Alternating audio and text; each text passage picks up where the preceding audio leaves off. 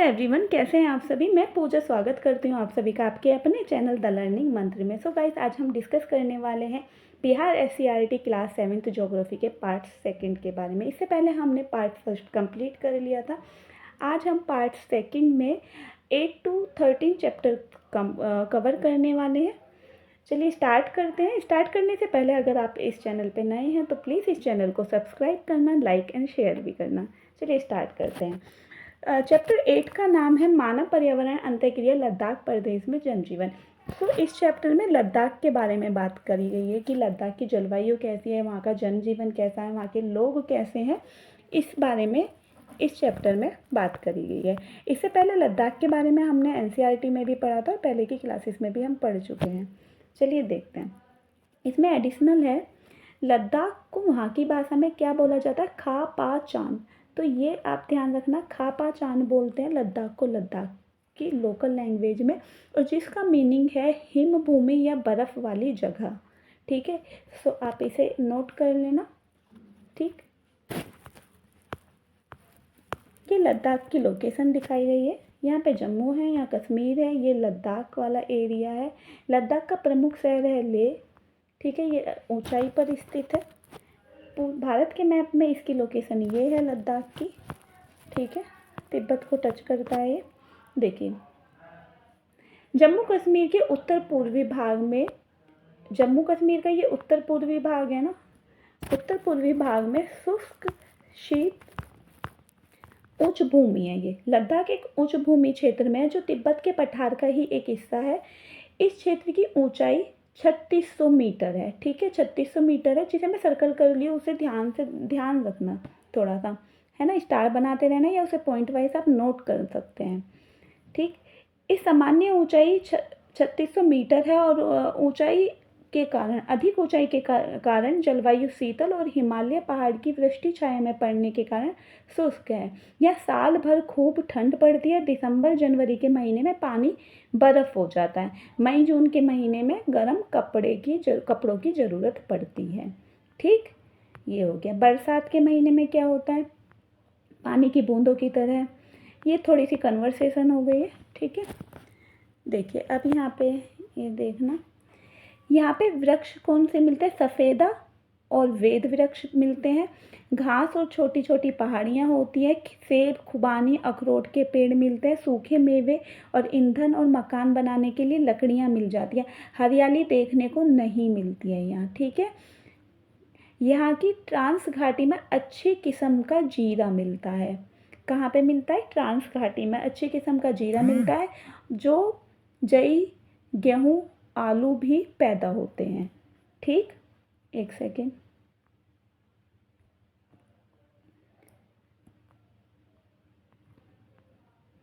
सिंधु नदी लद्दाख से होकर बहती है। और कौन कौन सी हैं, श्योक, नुब्रा, छो आदि बड़ी नदियां हैं। विद्युत उत्पादन के लिए इन नदियों का काफ़ी उपयोगी होती है, विद्युत उत्पादन के लिए। ठीक है, यहाँ का याक जानवर यहाँ प्रमुख है। याक जानवर मिलता है और ये भैंसे से मिलता जुलता होता है। ठीक है, दूध का उपयोग पनीर और मक्खन बनाने में किया जाता है। याक के दूध का यूज़ किस में किया जाता है, पनीर मक्खन बनाने में। इसे ये किससे मिलता जुलता है, भैंस से मिलता जुलता है, और यहाँ का ये प्रमुख जानवर है याक। ठीक है, भेड़, कुत्ते, जंगली और बकरियां यहाँ मिलती है। पशुओं से दूध, मांस, खाल प्राप्त करते हैं। भेड़ और बकरी के बालों का उपयोग ऊनी वस्त्र बनाने के लिए किया जाता है। कंबल, टोपी, लोइया, कपड़े और ऊन से बने जूते ये कुटीर उद्योग में होते हैं यूज़। ठीक, देखिए यहाँ से ये थोड़ा सा ज़्यादा इम्पोर्टेंट है, इसे ध्यान रखना। यहाँ पे 2 दर्रों की बात करी गई है। यहाँ पे जोजिला दर्रा है एक, ये ध्यान रखना, ये NH1 पर है। ठीक, NH1 पे जोजिला दर्रा है, जो कहाँ से कहाँ तक है, हाँ, लेह को जोड़ता है, कश्मीर घाटी से जोड़ता है। जोजिला दर्रा लेह को कश्मीर घाटी से जोड़ता है और NH1 को ये क्रॉस कर रहा है। और दूसरा दर्रा है कराकोरम दर्रा। ठीक है, ये कश्मीर को तिब्बत से जोड़ता है। ठीक है, ये 2 दर्रे हैं, इन्हें ध्यान रखना। कराकोरम कश्मीर को तिब्बत से जोड़ता है, जोजिला लेह को कश्मीर से जोड़ता है। ठीक है, ये हो गया।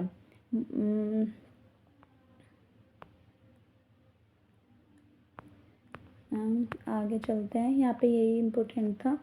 अब देखिए यहाँ पे, यहाँ के लोगों का कद कैसा होता है, छोटा होता है, शरीर कैसा होता है, सुडौल होता है। यहाँ के जो निवासी होते हैं ईरानी और मंगोल प्रजाति के होते हैं, इसे नोट करना आप। ईरानी और मंगोल प्रजाति के यहाँ के लोग होते हैं। ईरानी प्रजाति के लोगों को क्या कहा जाता है, बाल्टोरा बोला जाता है। बाल्टोरो बोला जाता है ईरानी प्रजाति के लोगों को, जबकि मंगोल प्रजाति के लोग जो होते हैं बौद्ध धर्म के अनुयायी होते हैं। ठीक है। लद्दाख के में क्या है, बौद्धों के बड़े बड़े मठ हैं और बौद्धों के मठों को क्या बोला जाता है, गोपा बोला जाता है। ठीक है, ये चीज़ें नोट करते रहना, बहुत अच्छे अच्छे पॉइंट आ रहे हैं ये। हेमिस थिक्से लामायुरु प्रसिद्ध बौद्ध मठ है। हेमिस थिक्से लामायुरु क्या है, प्रसिद्ध बौद्ध मठ है। इन मठों को चारों तरफ से रंग बिरंगे झंडे पताकों से घेर देते हैं। इनकी मान्यता है इन पताकों पे लिखे संदेश हवाओं के साथ सीधे ईश्वर तक पहुंचते हैं। ठीक, ये हो गया। ये चैप्टर हमारा कंप्लीट हो जाता है। लद्दाख की जलवायु कैसी है, हिमालय की वृष्टि छाया प्रदेश में होना। शुष्क होने का कारण क्या है, लद्दाख की जलवायु शुष्क होने का कारण क्या है, क्योंकि ये हिमालय की वृष्टि छाया प्रदेश में है।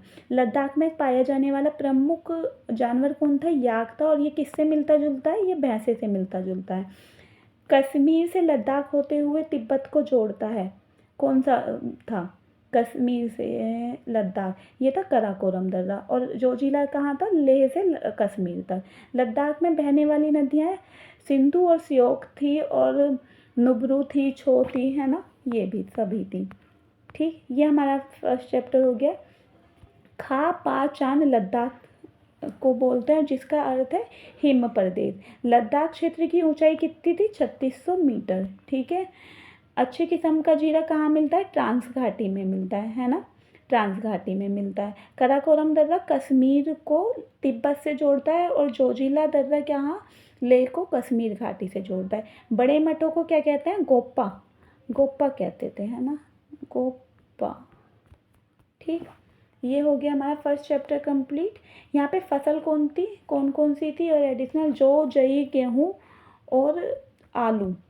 ठीक है। ट्रांस घाटी में अच्छी किस्म का जीरा, और यहाँ हरियाली नहीं है। पेड़ थे यहाँ पे सफ़ेदा और वेद, ये थोड़ा सा रिमाइंड करते रहना, वेदा, ये यहाँ के पेड़ थे। और यहाँ पे हरियाली नहीं थी, और शीतल जलवायु, शुष्क है, और वनस्पतियाँ कम पाई जाती हैं। ठीक, ये हो गया हमारा फर्स्ट चैप्टर। सेकंड चैप्टर है पर्यावरण अंतःक्रिया थार प्रदेश में जनजीवन। ठीक है, थार प्रदेश के बारे में देखिए। ये थार प्रदेश कहाँ इसका विस्तार कहाँ से कहाँ तक है, राजस्थान से गुजरात तक।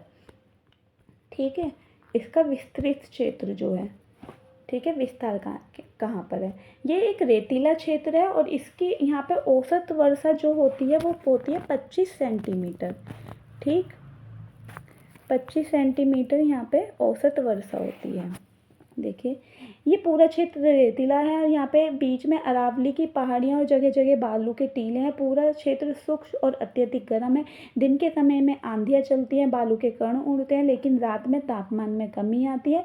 औसत वर्षा यहाँ होती है 25 सेंटीमीटर। ठीक है, रेतीला क्षेत्र है, 25 सेंटीमीटर यहाँ वर्षा होती है। इसका विस्तार ध्यान रखना, गुजरात, राजस्थान से गुजरात तक। ठीक है, यहाँ पे तापमान में क्या होता है, एकदम दिन में तो एकदम मतलब ज़्यादा टेम्परेचर होता है, रात में एकदम घट जाता है। ठीक है, विरल वनस्पति पाई जाती हैं यहाँ पे, विरल वनस्पतियाँ पाई जाती हैं। ये इसकी लोकेशन है, मैप में देख लीजिए, थार मरुस्थल की। ठीक, आगे चलते हैं। इंडिया के मैप में ये लोकेशन है थार प्रदेश की। ठीक है, अब देखिए रेगिस्तान, ये एक शुष्क प्रदेश है जिसकी विशेषता अत्यधिक उच्च या निम्न तापमान या विरल वनस्पति का होना है। ठीक है, इसे नोट कर लेना। शुष्क प्रदेश की क्या है, या रेगिस्तान का मतलब क्या बताया इन्होंने, टेम्परेचर हाई और एकदम लो, दिन में हाई, रात में लो, और विरल वनस्पतियाँ पाई जाती हैं। ठीक, ये हो गया। यहाँ पे देख लेते हैं थोड़ा सा यहाँ की विशेषता के, हम कम वर्षा और बालू के कारण कटीली झाड़ियाँ, कीकर, बबूल, खजूर, खेजड़ी, ज्वारपाटा, नागफनी वनस्पतियाँ पाई जाती हैं। ठीक है, ये नोट करनी है क्योंकि यहाँ कम जल, ये इनकी विशेषता क्या है, क्योंकि ना पानी की कम ज़रूरत होती है और थार प्रदेश में पानी तो कम ही होता है, रेतीला क्षेत्र है, तो ये कम पानी में भी ये अच्छे हो जाते हैं पेड़। इन वनस्पतियों की पत्तियाँ कैसी होती है ये नोट करना, चिकनी और मोटी होती हैं। ठीक है, ऐसे क्वेश्चंस बन जाएंगे। तने कांटेदार होते हैं क्योंकि पानी की कम ज़रूरत होती है। जड़ें गहरी होती हैं। ठीक है, ये नोट करना, यहाँ से क्वेश्चंस बन सकते हैं। और जड़ें गहराई से नमी लेती हैं, इन्हें पानी कहाँ से मिलता है, ज़्यादा नीचे गहरी होती है ना, तो वो गहराई में जा जाके पानी ढूंढ लेती हैं अपने लिए। पत्तियाँ मोटी होने के कारण उनमें नमी देरी तक टिकी रहती है। ठीक, ये था थारमल स्थल, बालू के टीले।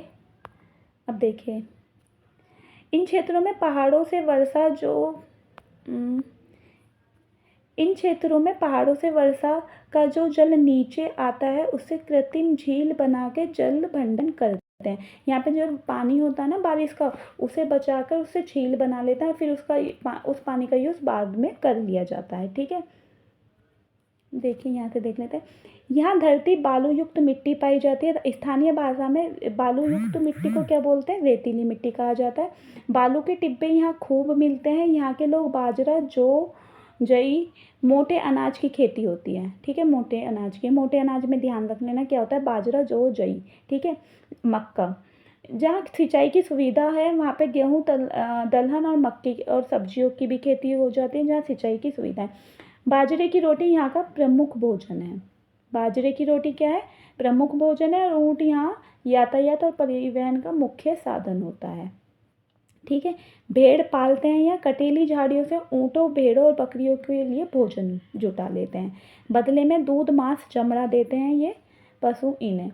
लोग ऊँटनी के दूध का उपयोग करते हैं। ऊँटनी के दूध का उपयोग किया जाता है यहाँ पे। ठीक, ये हो गया।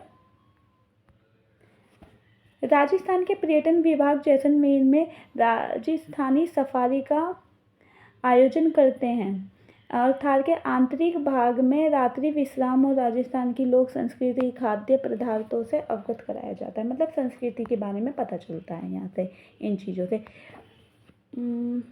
देखिए यहाँ पे ये बहुत अच्छा पॉइंट है, यहाँ के लोग पगड़ी पहनते हैं। ठीक है, पगड़ी क्यों पहनते हैं, क्योंकि दिन में आंधी होती है, बहुत तेज़ गर्मी होती है, इनसे बचने के लिए पूरे शरीर को ढकने वाले कपड़े और सिर पे पगड़ी पहनते हैं। और पगड़ी को क्या बोला जाता है, साफा बोला जाता है।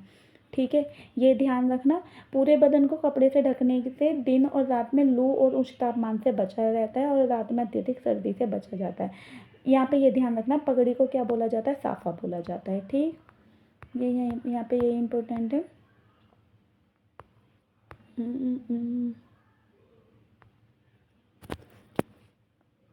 और यहाँ पे बालों से कंबल, रजाई, कालीन भी बनते हैं। ऊँट को रेगिस्तान का जहाज कहा जाता है, ये तो सभी को पता है। ठीक है, इनके बालों से कंबल, रजाई और कालीन भी बनते हैं। ठीक है,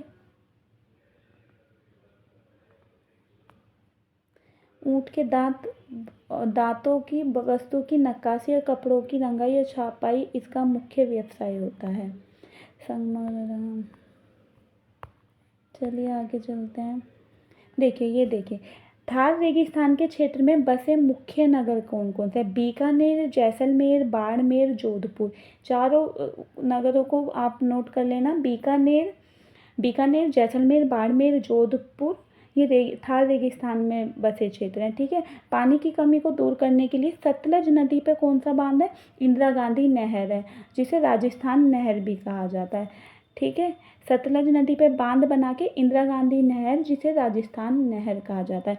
इस नहर में सिंचाई के लिए सुविधा है, बीकानेर के लिए, गंगा नहर के लिए और गंगानगर के लिए और जैसलमेर के लिए। ठीक है, रेगिस्तान क्षेत्र में कौन कौन सा आता है, थार रेगिस्तान क्षेत्र में बीकानेर, जैसलमेर, बाड़मेर और जोधपुर। ये नोट कर लेना अच्छे से। ये चैप्टर कंप्लीट हो जाता है हमारा। ठीक है, साफा किसे कहते थे, अभी हमने देखा था, साफा बोलते थे पगड़ी को, है ना। सफाई वाले कपड़ों को सिर पे बांधने वाली पगड़ी को, ये रहा। ठीक है, थार का रेगिस्तान फैला है कहाँ पे है? गुजरात और राजस्थान में। ठीक, ये हमने देख लिया था। थार प्रदेश में पाए जाने वाले खनिज कौन कौन से थे? संगमरमर और अभ्रकता। ठीक, नहीं अभ्रक नहीं, जिप्सम, संगमरमर जिप्सम था। ठीक है, ये चीज़ हो गई। और यहाँ पे एक और पॉइंट था, मैं बता देती हूँ, नखलिस्तान। ठीक है, और यह मरूद्यान, इसे बोलते हैं हरियाली वाली जगह।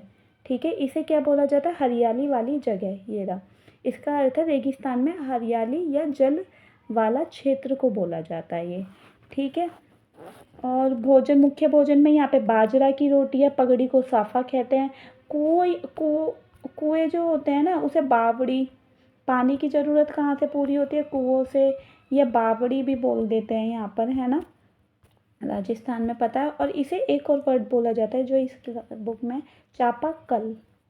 ये ध्यान रखना, पीने के पानी की नीड पूरी होती है। रेतीला क्षेत्र है और यहाँ पे वर्षा कितनी थी? 25 सेंटीमीटर। इंदिरा गांधी नहर है, सतलज नदी पर सिंचाई सुविधा। ये कंप्लीट हो जाता है हमारा सेकंड चैप्टर। चलिए आगे चलते हैं। अपना बिहार, देखिए बिहार का, अगर आप बिहार की तैयारी कर रहे हैं, बिहार शिक्षक भर्ती है, बिहार के किसी भी एग्जाम की, तो मैप आप ज़रूर ध्यान कर लेना। ठीक है, मैप आप ध्यान रखिए। बिहार दिवस कब मनाया जाता है? 22 मार्च 1912। ठीक है, बिहार बनाया जाता है, दिवस बनाया जाता है। ठीक है, यहाँ की जलवायु कैसी है? बिहार में पूर्व में पश्चिम में बंगाल, पूर्व में बिहार के पूर्व में पश्चिम बंगाल, पश्चिम में उत्तर प्रदेश, उत्तर में नेपाल और दक्षिण में झारखंड। देखो ऐसे देख लेते हैं। देखिए ये बिहार है, जैसे यहाँ पे क्या है? बिहार के पूर्व, ये नॉर्थ हो गया, ये साउथ हो गया, ये वेस्ट हो गया और ये ईस्ट हो गया। तो यहाँ पर तो पश्चिम बंगाल है, यह पूर्व में पश्चिम बंगाल है।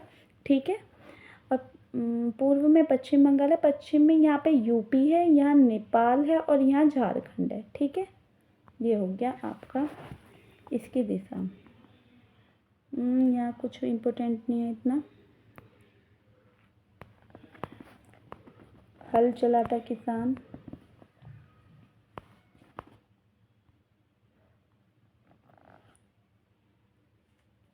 बिहार राज्य मध्य गंगा के मैदान में स्थित है, ये नोट कर लेना। इसके उत्तर में नेपाल हिमालय, दक्षिण में प्रायद्वीपीय पठार है। इस प्रदेश में के मैदान में गंगा पश्चिम से पूर्व बहती है, गंगा पश्चिम से पूर्व बहती है। उत्तर में गंडक, बूढ़ी गंडक, कोसी, महानंदा, दक्षिण में पुनपुन, सोन और फल्गु नदी पर भी रबड़ बांध बना है। आधी नदियाँ आकर मिलती है। समुद्र तल से ऊंचाई कितनी है? 100 मीटर है से कम है। जाड़े के दिनों में अत्यधिक तापमान 29 डिग्री सेल्सियस और गर्मी में लू चलती है 40 डिग्री सेल्सियस पे।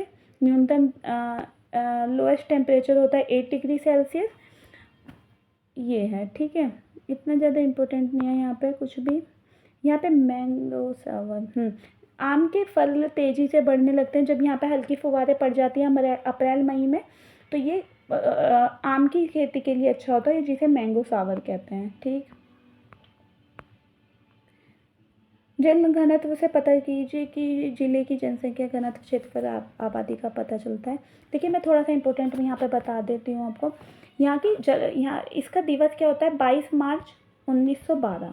ठीक, 22 मार्च 1912 दिवस है। उपोष्ण कटिबंधीय यहाँ की क्या है? जलवायु है।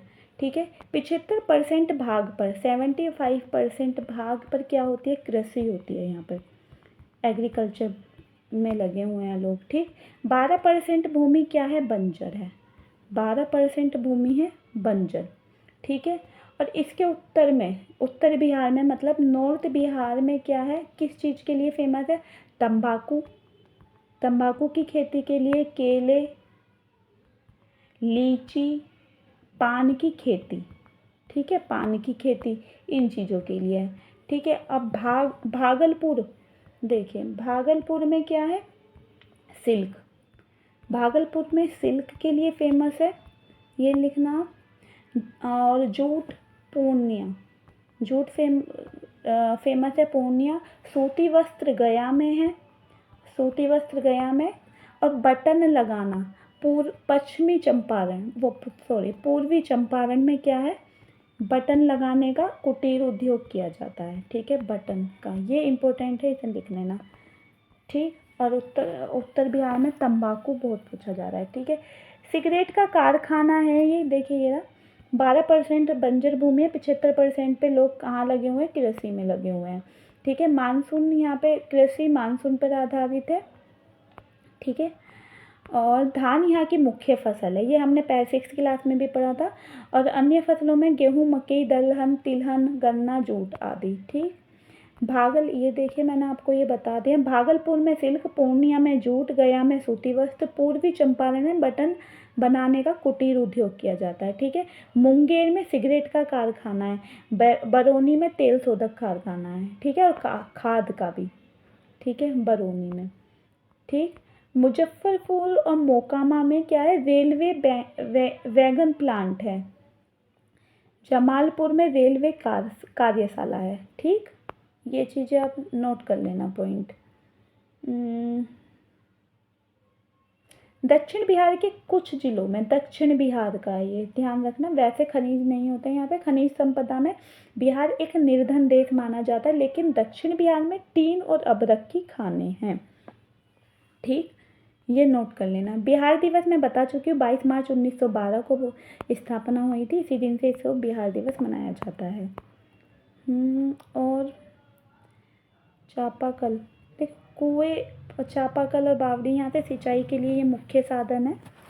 चापाकल और कुएं, अभी पीछे भी आया था ये। और इसमें कुछ इतना इम्पोर्टेंट नहीं है।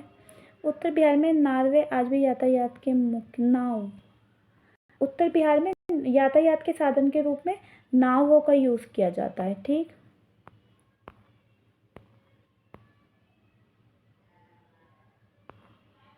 यहाँ पर मधुबनी पेंटिंग फेमस है बिहार की, ये आपको पता होगा। ठीक है, गुरु गोविंद सिंह का जन्म गुरु गोविंद सिंह का जन्म पटना साहिब में हुआ था। ठीक,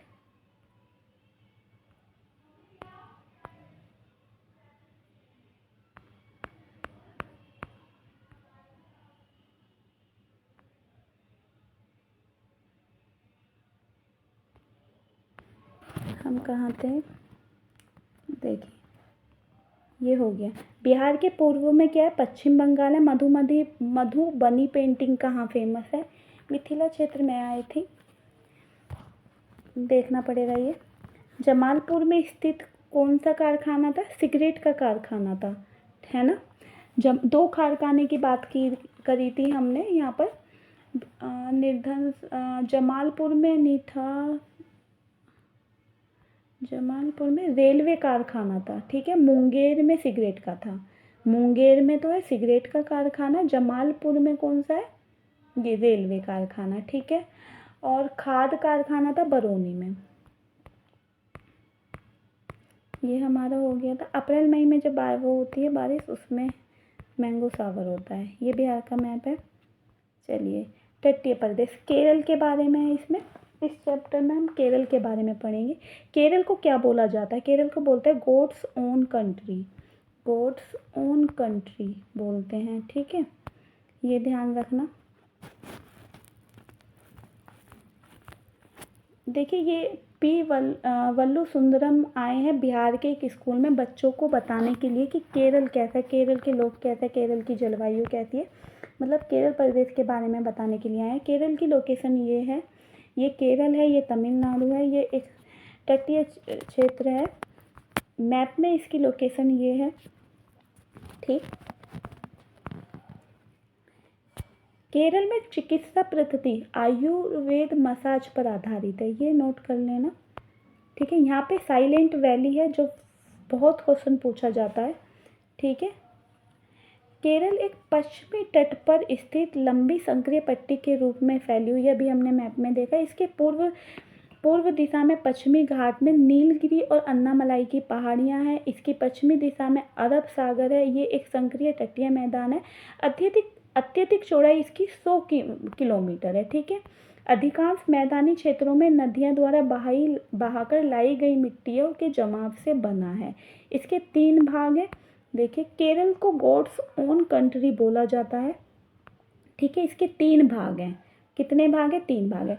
तटीय भागों में समुद्री लहरों द्वारा लाई गई बालू द्वारा निर्मित पतला क्षेत्र जो अधिकांश दलदली है और अरब सागर के साथ साथ एक पट्टी के रूप में पाया जाता है। ठीक है, ऐसे है ना। उत्तरी मैदान में पूर्वी भाग में उपजाऊ काप की मिट्टी पाई जाती है। ठीक है, ठीक, काप की मिट्टी पाई जाती है। और अरब सागर के जो तटीय मैदान है उसमें दलदली, ठीक है, वो पश्चिमी घाट में भी पड़ता है ना। और और ये क्या है, रेतीले मैदानों के पूर्वी भाग में काप की मिट्टी। ठीक है, और पहाड़ी भाग में, पूर्व में पहाड़ी भाग है, वहाँ पे पुरानी चट्टानें और पर्वतीय मिट्टी पाई जाती है यहाँ पर। ठीक, 3 क्षेत्र में 3 अलग अलग मिट्टियाँ पाई जाती है। तटीय क्षेत्र में दलदली मिट्टी है, ठीक है, और रेतीले मैदानों के पूर्वी भाग में काप की मिट्टी है, पूर्वी भाग में। ठीक है, और पहाड़ी पूर्व की ओर ही पहाड़ी वाला भाग जो है वहाँ पे पर्वतीय मिट्टी है। ठीक,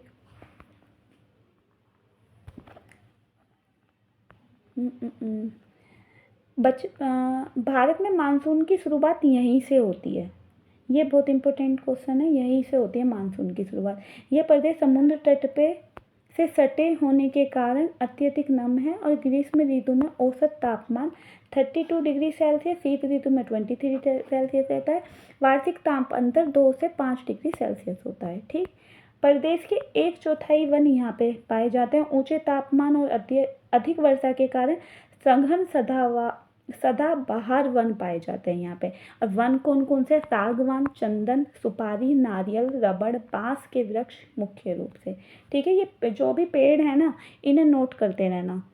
ठीक है, मुख्य रूप से यहाँ चावल, नारियल, काली मिर्च, कहवा, काजू, इलायची, रबड़, चाय, सुपारी और गरम मसाले यहाँ पे प्राप्त होते हैं। मछली पकड़ी जाती है क्योंकि तटीय क्षेत्र में आ रहा है। ठीक, इसके अलावा यहाँ पे बहुत सारी नगदी फसलें भी हैं, गन्ना, अनानास।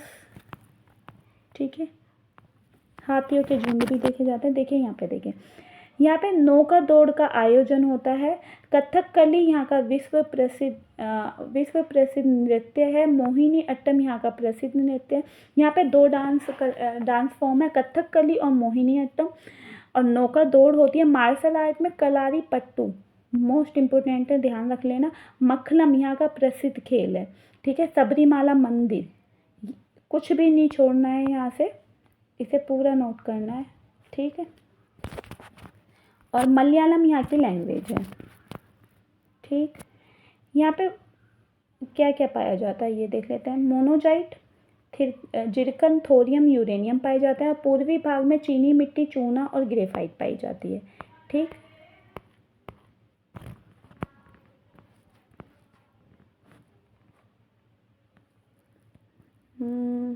आगे चलते हैं। यहाँ पे देखो, भोजन में चावल, इडली, डोसा, सांभर, पुट्टू, उत्पम, अवियल, उपमा, अटपम और ये नारियल से बनी मछली। ये NCERT में भी था क्वेश्चन। और हमने यहाँ पे जब फिर हमने 3rd to 5th की SCERT करी थी ना बिहार की, उसमें भी था ये। नारियल से बनी सामग्री में मछली और समुद्री उत्पाद प्रचलित है। नारियल से बने तेल के हैं, ये ध्यान रखना, केरल में। ठीक है, यहाँ पे फिर यहाँ कैसे कपड़े पहनते हैं ये सब के बारे में बताया गया, बस यही है। केरल की जलवायु कैसी है? उष्ण आर्द्र जलवायु है। यहाँ पे नहीं होता है, यहाँ जूट नहीं होता। कहवा भी था, काजू भी था, इलायची भी थी, ये सब था, जूट नहीं था, है ना। और साइलेंट वैली होती है, पश्चिमी घाट में है। ठीक है, और सबरीमाला मंदिर क्या है? ये मंदिर है, तीर्थ स्थान है ये। मलखम यहाँ का खेल है, देख लेते हैं। मलखम क्या है? एक खेल है। मलयालम क्या है? ये एक भाषा है। पश्चिमी घाट क्या है? ये केरली मसाज भी था। उपमम क्या था? ये खाद्य पदार्थ है। और क्या रह गया? पश्चिमी घाट में ये होगा नीलगिरी की पहाड़ियाँ। केरली मसाज क्या था? एक पद्धति थी, चिकित्सा पद्धति। ठीक है, ये हो गया आपका मौसम और जलवायु।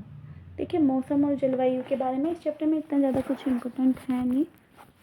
Third fourth 12। देखिए मौसम क्या होता है, किसी निश्चित स्थान और निश्चित समय में वायुमंडल की दीर्घकालीन दशा मौसम कहलाती है। मतलब जो डेली दिन प्रतिदिन बदलता रहता है वो क्या होता है, मौसम होता है। ठीक है। और जलवायु क्या होती है, इससे अपोजिट होती है। जलवायु एक दीर्घ अवधि में जो चेंजेस होते हैं उसे जलवायु कहते हैं। किसी स्थान में लंबे समय तक रहने वाली मौसम की औसत दशा को जलवायु बोला जाता है। ठीक है, ये दोनों हो गया मौसम और जलवायु। जलवायु अलग अलग क्यों होती हैं, जलवायु के अलग, देखो जलवायु के कारक क्या है। जलवायु का डिफरेंट होने का मतलब डिपेंड किस चीज़ों पे करता है, किन किन चीज़ों पे करता है, ये नोट कर लेना। देखिए लैटिट्यूड लाइंस, ठीक है, समुद्री तट से दूरी, पर्वतों की दिशा और अवरोध, समुद्री धाराओं की दिशा, पवन की दिशा, समुद्र तल से ऊंचाई और टेम्परेचर, तापमान, इन ये सब चीज़ें डिपेंड करती है किसी भी कहीं की भी जलवायु में परिवर्तन होने का। ये कारण, ये इसकी फॉर्म बता दिया। लैटिट्यूड अक्षांश होती है, एल्टीट्यूड ऊंचाई, ठीक है, ये रेन वर्षा, माउंटेन पर्वत, फॉरेस्ट वन, यही बताया गया है। वायुदाब, वायुदाब को मिलीबार प्रतिग्राम सेंटीमीटर में मापते हैं। ठीक,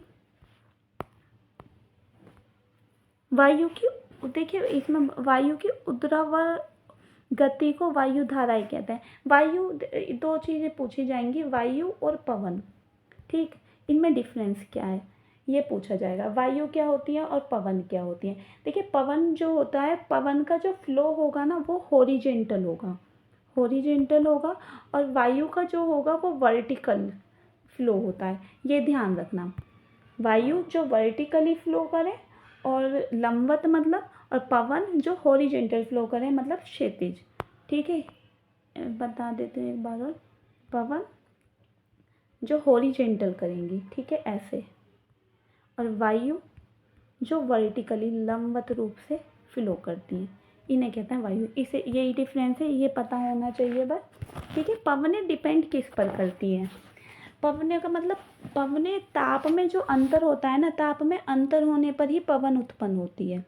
ठीक, ताप अंतर के कारण, ताप अंतर के कारण क्या होती है, पवनें उत्पन्न होती है। और पवनें कहाँ कैसे चलती है, हाई प्रेशर से लो प्रेशर की तरफ मूव करती हैं। ठीक है, हाई प्रेशर से लो प्रेशर, और ताप अंतर पे डिपेंड करती है, low temperature to high temperature. ठीक है, low temperature to high temperature. ठीक है, हाई प्रेशर से लो प्रेशर ताप अंतर पर डिपेंड करती है। ये किसी निश्चित एक पर्टिकुलर प्लेस से चलती है। जैसे पूरब से चलेंगी तो पूर्वा बोल देंगे, पूर्वी पवनें बोलेंगे, पश्चिम से चलेंगी तो पश्चिमी पवनें बोल देंगे, इस तरीके से। ठीक, वायुदाब, समुद्र तल पे क्या होता है, देखिए ऊंचाई की ओर जाने पे वायुदाब घटता है और समुद्र तल पे वायुदाब सर्वाधिक होता है। ये ध्यान रखना, जैसे जैसे ऊंचाई पे जाओगे वायुदाब क्या होगा, घटता जाएगा, और समुद्र तल पे वायुदाब सर्वाधिक होता है, ये ध्यान रखना। देखिए ये लिखा, वायुदाब के अंतर के कारण ही क्या होती है, पवनें उत्पन्न होती है। टेम्परेचर के अंतर के कारण या वायुदाब के अंतर के कारण पवनें उत्पन्न होती है। मैंने बता दिया, पवनें हाई प्रेशर, वायुदाब high pressure to low pressure की तरफ मूव करेंगे, और low temperature to high temperature. ठीक, ये ध्यान रखना, तो इस पर ही डिपेंड करती हैं पवनें। ठीक, गर्मी के दिनों में बिहार में जो हवा चलती है गर्म, उस गर्म हवाएं, उसे क्या कहते हैं, लू बोलते हैं। ठीक है, अब देखिए ये बहुत इम्पोर्टेंट चीज़ है। लू जो होती हैं ये देखो पवनों के नाम दिए हुए हैं। देखिए लू उत्तर भारत में विशाल मैदानों में चलती है, चिनूक कनाडा में, विली विली ऑस्ट्रेलिया में, टोर्नेडो अटलांटिक महासागरीय क्षेत्र में। ठीक है, टाइफून प्रशांत महासागरीय क्षेत्र में, और काल बैसाखी बंगाल की खाड़ी भारत में चलती है। ये पूछ लिया जाता है, विली विली कहाँ की पवनें हैं, तो ऑस्ट्रेलिया की है। चिनूक बहुत पूछा जाता है, ये कनाडा की है। ठीक है, ये 3 प्रकार की होती है पवनें, स्थानीय पवनें, मौसमी पवनें, स्थानीय पवन, स्थायी पवन। देखिए ये पवनें जो हमेशा एक निश्चित दिशा में चलती हैं और ये पवनें पृथ्वी की घूर्णन गति के कारण उत्पन्न होती हैं। तो इन्हें क्या कहते हैं? स्थायी पवनें। जैसे पश्चिम से चलेंगी तो उसे पछुआ बोल देंगे, पूर्व से चलेंगे तो उसे पूर्वी। ठीक है, निश्चित दिशा में चलती हैं ये, तो इसे बोलते हैं स्थायी पवनें। मौसमी पवनें जो मौसम और ऋतु पे डिपेंड करती हैं उन्हें बोलते हैं मौसमी पवनें, जैसे चक्रवात वगैरह मानसूनी होती हैं ये। स्थानीय पवनें वर्षा के किसी विशेष समय या विशेष भूखंड या स्थान पे चलने वाली, जैसे लू, ठीक है, जून के महीने में लू चलती है, इसे बोलते हैं स्थानीय। देखिए, स्थलीय समीर और समुद्री समीर, जब हवा स्थल से समुद्र की ओर चलेगी तो उसे बोलेंगे स्थलीय, स्थल से समुद्र की तरफ, और जब समुद्र से स्थल की तरफ चलेगी तो उसे बोलेंगे समुद्री समीर। ठीक है, स्थलीय समीर में ये स्थलीय जो होती है वो हमेशा रात में चलती है और समुद्री हमेशा दिन में चलती है। ये वाला पॉइंट नोट कर लेना। ठीक, कुछ मौसमी घटनाएं। चक्रवात, देखिए चक्रवात क्या होता है? एक अति शक्तिशाली भंवरे के समान होता है। इसके केंद्र में ये पूछ लिया जाता है कि चक्रवात के केंद्र में दाब कौन सा होता है, तो इसके केंद्र में कम दाब वाला क्षेत्र होता है, लो प्रेशर होता है। ठीक है, कम दबाव वाला क्षेत्र होता है जिसे चक्रवात की आंख कहते हैं। जैसे ऐसे ऐसे ऐसे ऐसे बनता रहता है ना, ये जो डॉट डॉट से होते हैं इन्हें आंख बोल देते हैं, चक्रवात की आंख। ठीक है, इसके चारों ओर जो होगा, इसके चारों ओर जो क्रम से जैसे ऐसे बढ़ रहा है, ऐसे है, ऐसे है, ऐसे है, ऐसे है, तो ये तो यहाँ पे तो यहाँ तो है आपका लो प्रेशर, और इसके चारों ओर जो प्रेशर बनना है ना वो हाई होगा। ठीक है, कहाँ है? इसे चक्रवात कहते हैं। इसके चारों ओर बढ़ते हुआ दबाव क्षेत्र होता है। इसके में तेजी से हवा घूमती हुए केंद्र की ओर बढ़ती है। इस घूमती हुई हवा को भंवरा सा उत्पन्न होता है। इन हवाओं की गति में कभी कभी 100 किलोमीटर प्रति घंटा से भी अधिक होती है। इसकी जो स्पीड होती है ना वो 100 किलोमीटर प्रति घंटे से भी ज़्यादा हो जाती है।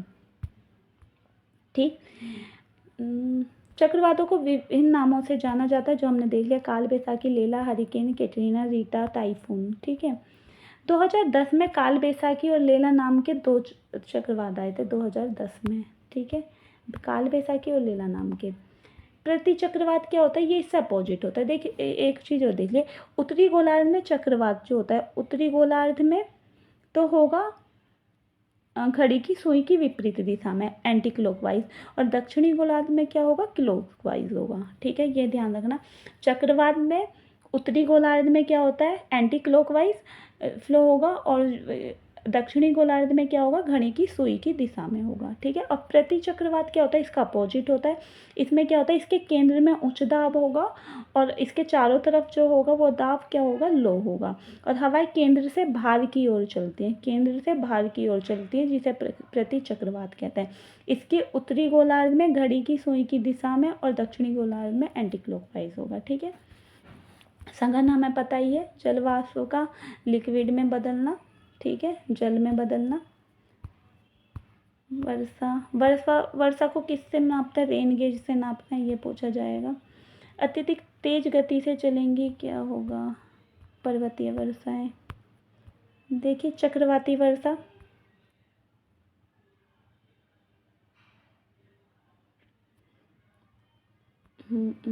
देखिए संवहनिक वर्षा, विषुवत रेखीय क्षेत्र में गर्मी अधिक होने पर पड़ती है। इस कारण से गर्म भूतल के संपर्क से गर्म होने के कारण हवाएं हल्की होकर ऊपर उठ जाती है, और ऊपर उठती हवाएं धीरे धीरे ठंडी होती जाती हैं। संघनन की क्रिया शुरू हो जाती है और शीघ्र ही वर्षा होने लगती है।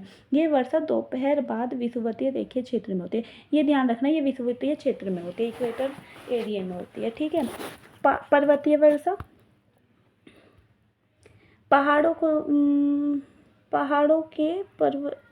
पर वर्षा भी अधिक होती है। जब उष्ण और आर्द्र पवने के मार्ग में कोई पर्वत या पहाड़ी अवरोध के रूप में आ जाते हैं, जब कभी भी पवने होती है ना, आर्द्रता भरी पवने होती है और उनके बीच में कोई पर्वत या पहाड़ रास्ता उनका रोकता है, तो वो वर्षा वहीं हो जाती है। वो पवने क्या करती हैं? वहीं पर वर्षा कर देती हैं।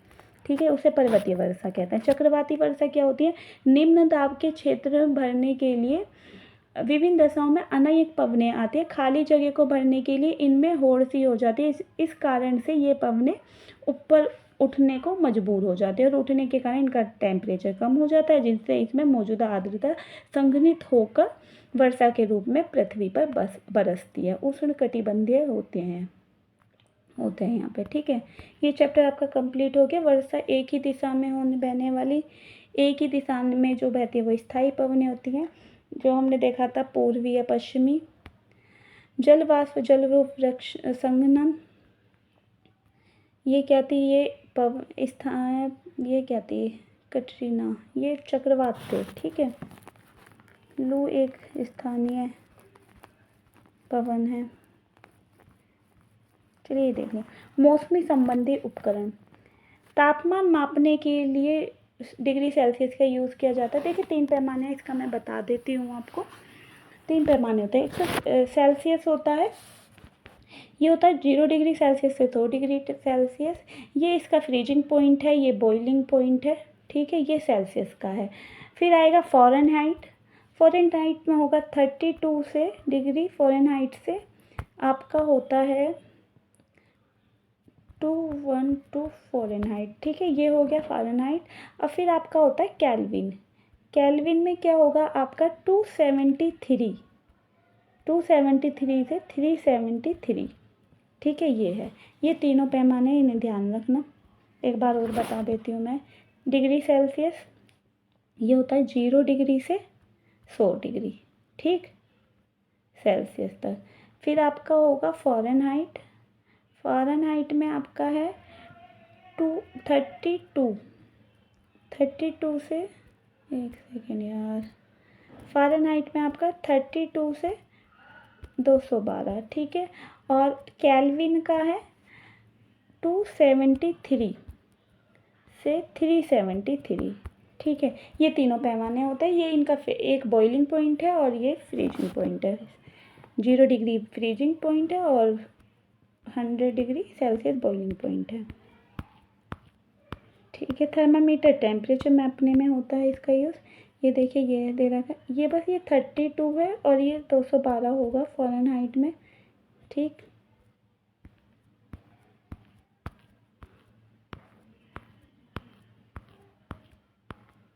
बस इसमें और कुछ नहीं है इतना इम्पोर्टेंट।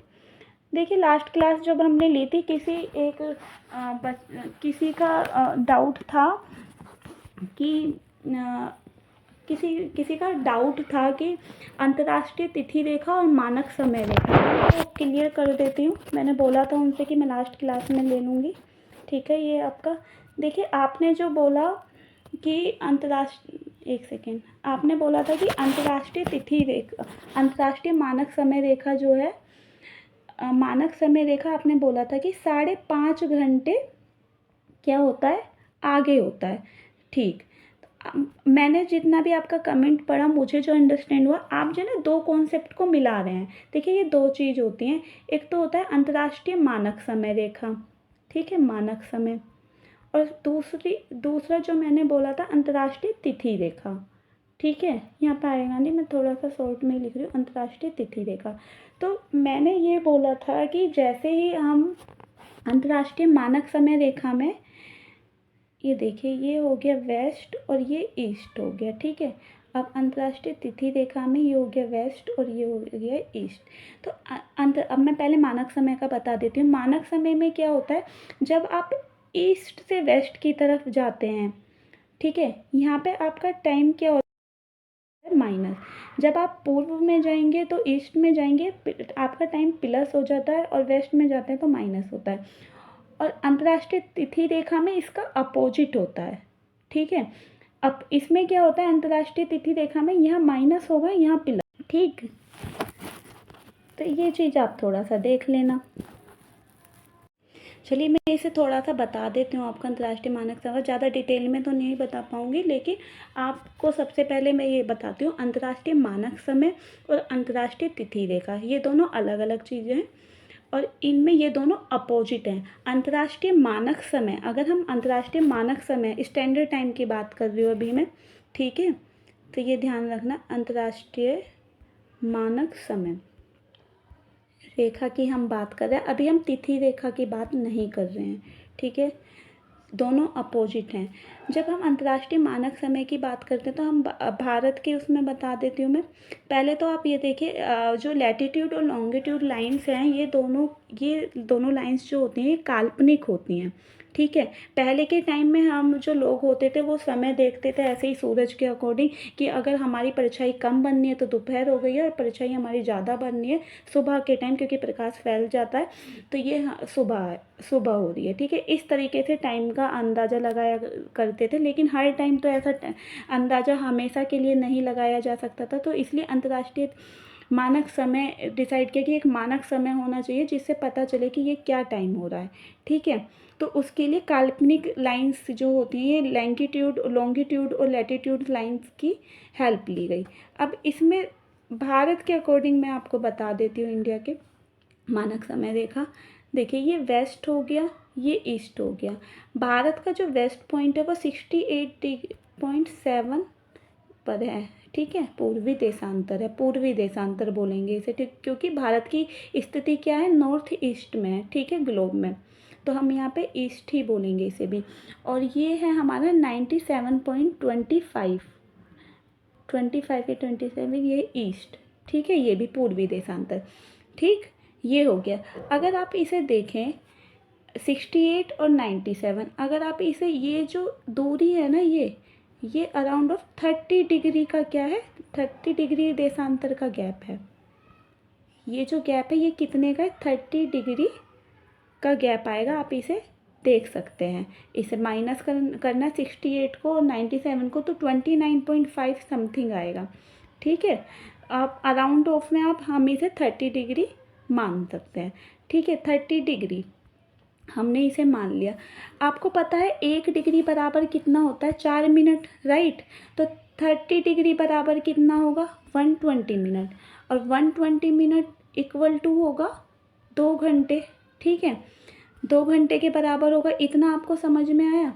अब देखिए, यहाँ पे हमारा पूर्वी पॉइंट जो भारत का है, अरुणाचल प्रदेश का क्या होता है, कीबुथु होता है, ठीक है, कीबुथु।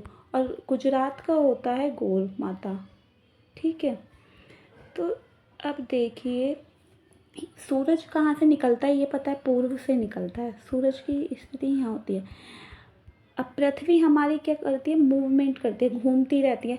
अब जब यहाँ पे पूर्व में सूरज निकला, अब पृथ्वी जब घूम रही है, तो सबसे पहले ही अरुणाचल प्रदेश है, भारत के पूर्व में अरुणाचल प्रदेश है ना, तो सबसे पहले सूरज की किरणें अरुणाचल प्रदेश पे आएंगी, फिर आएगी, आगे चलेंगी, फिर आगे, फिर आगे, फिर आगे। तो इस तरीके से गुजरात पे तो सूरज की किरणें लास्ट में पहुँचेंगी ना, सबसे पहले तो अरुणाचल प्रदेश पे पहुँची, फिर पहुँचेगी गुजरात में। और मैंने बता ही दिया आपको कि 2 घंटे का डिफरेंस आता है, वो डिग्री में बता दिया है। 30 डिग्री का डिफरेंस होता है, 68.7 पूर्वी देशांतर से 90 डिग्री 97.25 पूर्वी देशांतर के बीच में 30 डिग्री का डिफरेंस है, और ये बराबर होता है 2 घंटे के। तो अगर अरुणाचल प्रदेश में 5 बजे सूरज निकला है, तो गुजरात में कितने बजे निकलेगा, 7 बजे निकलेगा, +2 हो जाएगा, ठीक है।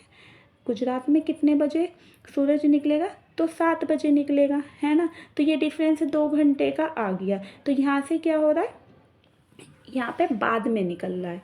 तो ये मैंने बोला था कि अगर 2 घंटे का डिफरेंस होता है, जब मैं पढ़ा रही थी, बता रही थी आपको, तो 2 घंटे का डिफरेंस ये बताया था मैंने, उसको मैंने एक्सप्लेन कर दिया है कि कैसे होता है, ठीक, अगर आपको समझ में आ गया हो, ठीक है।